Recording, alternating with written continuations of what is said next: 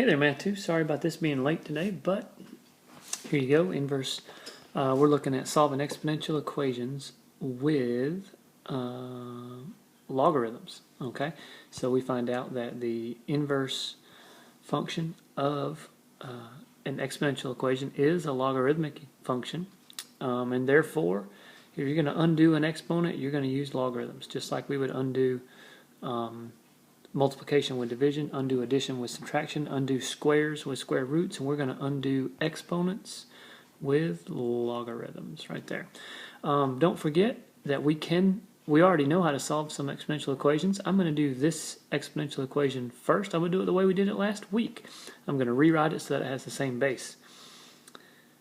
Alright, which means I changed the 64 into some power of 8, which is 8 squared. And since we have like bases, we know the exponents must be the same.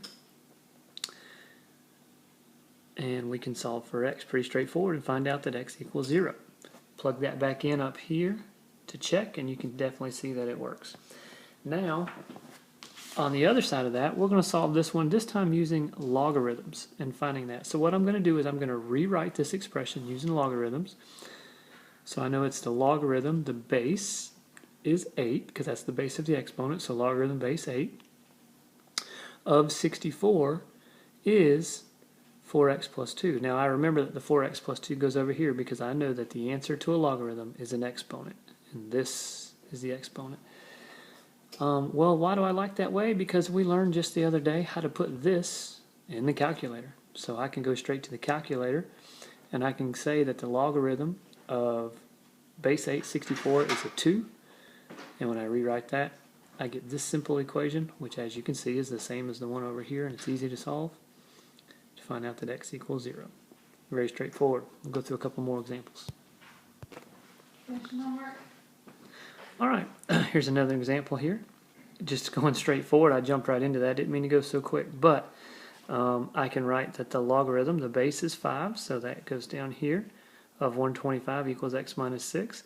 This logarithm I can use in my calculator, so I just use my calculator function. Remember, that's math part A, log base 5 over 125.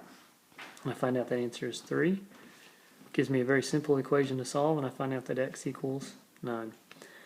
Or, like I said, we could do it like we did last week. I could rewrite this with a power of 5, and because these bases are the same, I can set up the simple equation to solve. Either way works, either way is your preference. Now, the next one we'll look at, we try to set this up as an exponential with like bases, and we realize, hey, wait a second, I cannot write 20 as a base of 7. Okay? And that's why we need logarithms, because you can't always do the other method, but we can always use the logarithms. So I'm going to rewrite this in my log form.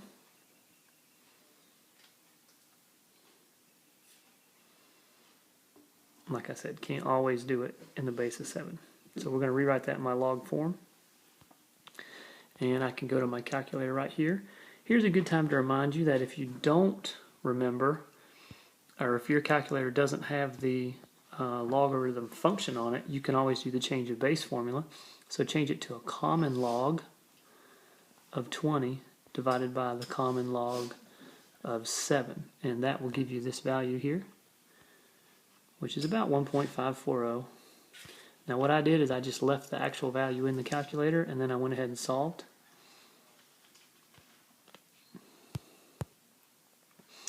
Alright, and I didn't show my work here, but clearly you add 4 to both sides and then divide by 3, and you end up with 1.8.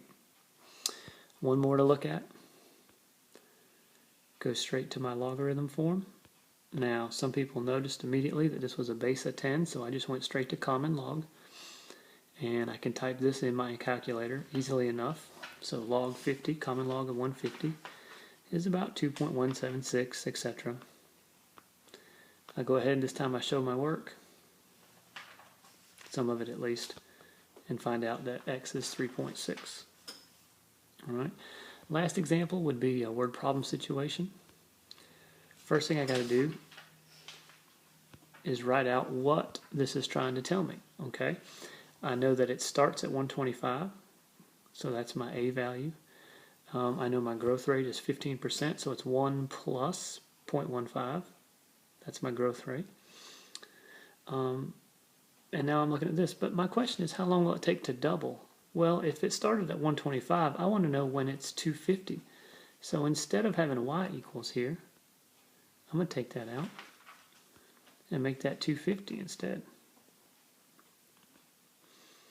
So really, this is my equation. And now this looks more typical to these because now I'm solving for x. Before I can do the logarithm, I'm going to have to get rid of the 125. That's a times b, so that means I have to divide this 125. So I'm going to divide both sides by 125. And it gives me 2 equals 1.15x. Now I can write it in logarithm form. And once you write it in logarithm form, you can go to your calculator or change your base formulas with common logs to find out that x is 5. All right, we'll see you tomorrow.